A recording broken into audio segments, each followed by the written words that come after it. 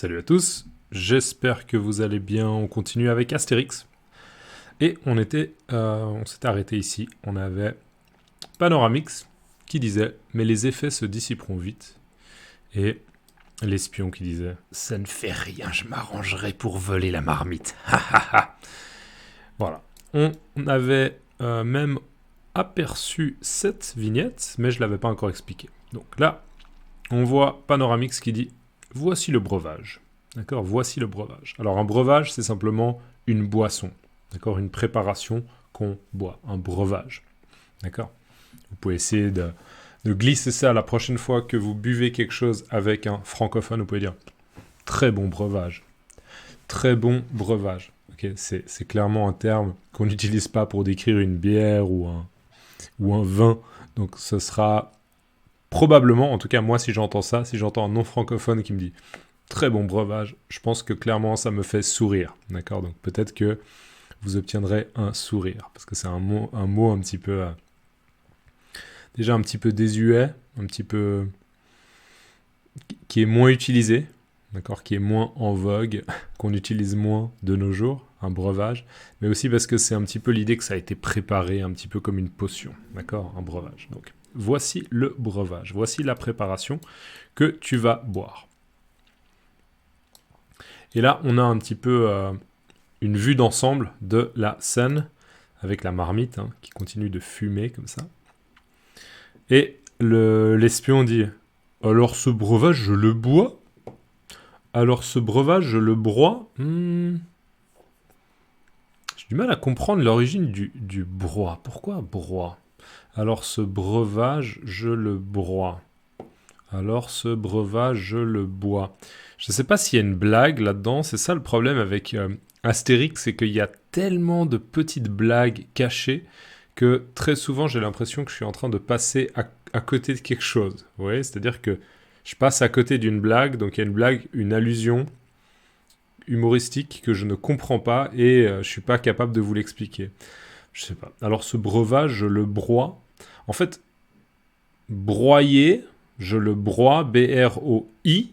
Non, B-R-O-I-E, je le broie. Broyer quelque chose, ça veut dire qu'on prend quelque chose et on en fait des tout petits morceaux. Broyer, d'accord, broyer. Mais là, B-R-O-I-S, je crois pas que ça veuille dire quoi que ce soit.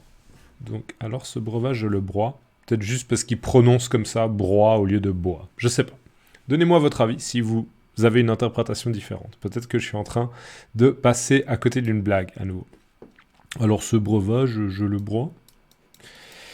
Donc là, en effet, l'espion va prendre la portion de potion magique. On voit, il est en train de le boire. Glou, glou, glou, glou. D'accord, glou, cette espèce d'onomatopée pour dire qu'on est en train d'avaler quelque chose. Glou, glou, glou. Et donc, vignette suivante. On dirait un potage aux légumes. On dirait un potage aux légumes.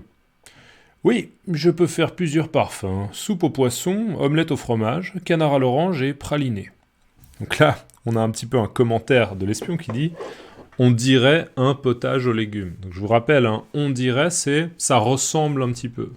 D'accord ? Ça ressemble à, ou bien on a l'impression de boire ça. D'accord ? Donc on dirait, ça ressemble à. Ah, on dirait un potage aux légumes. D'accord ? Ça ressemble au goût d'un potage. Un potage, c'est comme une soupe, d'accord ? Un potage, une soupe. Un potage aux légumes. Donc ça a le même goût qu'une soupe aux légumes. Et là, Panoramix qui, avec une certaine fierté, qui répond « Oui, je peux faire plusieurs parfums. » D'accord ? Donc quand il fait de la potion magique, il peut faire des parfums différents, des goûts différents.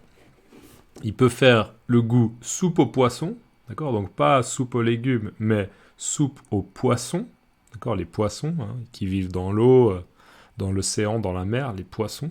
Omelette au fromage, je pense que vous savez tous ce que c'est qu'une omelette. On utilise des œufs, d'accord ? 1 œuf, 2 œufs, 3 œufs, 4 œufs.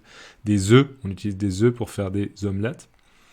Et on rajoute du fromage, des fois un petit peu des légumes, d'accord ? Des pommes de terre. Donc omelette au fromage. Canard à l'orange, d'accord ? Donc un canard, c'est un canard, un oiseau, un canard, donc un canard qu'on a préparé avec un goût d'orange, d'accord ? Donc on est vraiment dans un certain niveau de gastronomie. et même praliné. Alors là, il dit, je ne sais pas s'il dit praliné ou praline, et même praline. Praline, c'est intéressant parce que je me suis dit, je vois ce que c'est praline, mais j'ai du mal à expliquer ce que c'est. Vous voyez, souvent, en tout cas, moi, c'est comme ça pour le français, je vois la référence, je sais à quoi ça fait allusion, mais j'ai du mal à l'expliquer parce que, ben voilà, je connais le goût un peu de quelque chose qui est un chocolat praliné, par exemple, mais j'ai du mal à expliquer ce qu'il y a dans le chocolat. Donc j'ai juste préparé un truc. Praliné ou praline, amande enrobée de sucre. D'accord? Donc en gros, praliné, c'est un peu un goût, souvent c'est du chocolat, d'accord? Du chocolat qui contient un petit peu des amandes et elles sont enrobées de sucre. Ou bien ça peut être aussi enrobé de chocolat, tout simplement, je crois. Donc ça serait vraiment un goût combiné avec un petit peu de sucre ou bien du chocolat, mais de l'amande. D'accord? Donc il y a un goût un petit peu d'amande. Voilà, praliné. Donc là, ce qui est assez burlesque dans cette scène, c'est que déjà, bon, qu'il y ait plein de parfums, soupe au poisson, omelette au fromage, canard, à l'orange, déjà c'est drôle. Mais on va dire que le dernier parfum, praline, ça paraît complètement absurde parce qu'on parle d'une soupe qui aurait un goût sucré, ce qui bien sûr n'est pas courant et ce qui serait très original. Donc clairement, assez humoristique. Alors, vignette suivante, on a un peu la réaction de l'espion qui dit « Mais je ne ressens aucun effet spécial, mais je ne ressens aucun effet spécial. » Et là, on a le druide, Panoramix, qui dit « Essaye de soulever cette pierre là-bas. » D'accord, donc là, en gros, c'est « Ok, c'est bien beau, hein, c'est bien beau tout ça, c'est bien beau tout ça, mais je ne vois pas l'effet qu'a la potion, d'accord? Mais je ne ressens aucun effet spécial, d'accord? Ressentir, sentir, c'est à peu près la même chose. Quelque chose qu'on ressent. Oh, je ressens une force soudaine, d'accord? Ressentir. Donc, mais je ne ressens aucun effet spécial. Aucun effet spécial. Quand on prononce, on fait la liaison. On ne dit pas aucun effet, on dit aucun effet. Aucun effet. D'accord? Liaison du N ici, avec le E. Aucun effet spécial. Mais je ne ressens aucun. On pourrait même faire la liaison ici. Je ne ressens aucun, ou bien je ne ressens aucun. D'accord? Parce que je ressens avec un S. Mais je ne ressens aucun, mais je ne ressens aucun effet spécial. D'accord? Je ne ressens pas d'effet spécial. Et il lui dit, ben écoute, tu vas prendre cette pierre et tu vas essayer de la soulever. D'accord? Soulever, ça veut dire qu'on prend quelque chose qui est par terre et on essaie de le soulever. D'accord? L'haltérophilie, aux Jeux Olympiques, c'est l'idée que justement des athlètes vont essayer de soulever des poids. Des poids. Des haltères, ce qu'on appelle des haltères. D'accord? Soulever. Donc, essaye de soulever cette pierre là-bas. Et on voit encore qu'il y a beaucoup, beaucoup de villageois qui assistent un petit peu à cette scène. Alors, le Romain, on va dire, on pourrait dire, il va s'exécuter. Il va faire ce que le druide lui a suggéré de faire. D'accord? Donc, il a marché en direction de la pierre. Il s'est approché de la pierre. Et il dit, celle-ci, mais je ne pourrai jamais... Donc, cette pierre, là, cette pierre, pas la petite pierre ici ou celle-ci, non, celle-ci, la grosse, là, celle-ci, cette pierre. Mais je ne pourrai jamais. Alors, pourrait, c'est pouvoir, mais au futur, d'accord? Donc, en gros, je ne vais pas être capable de la soulever. C'est ce qu'on comprend, d'accord? Celle-ci, mais je ne pourrai jamais... Donc c'est comme s'il voulait dire celle-ci, mais je ne pourrai jamais la soulever. Et pourtant, regardez, vignette suivante, on le voit. D'accord. Avec une aisance qui est tout à fait surprenante. D'accord. C'est avec une grande aisance que l'espion soulève cette pierre. D'accord. Et on pourrait utiliser cette expression. Il n'en croit pas ses yeux, d'accord? Il n'en croit pas ses yeux, d'accord? Il n'en croit pas ses yeux. Quoi? Je suis capable de soulever cette pierre qui pèse des dizaines et des dizaines de kilos?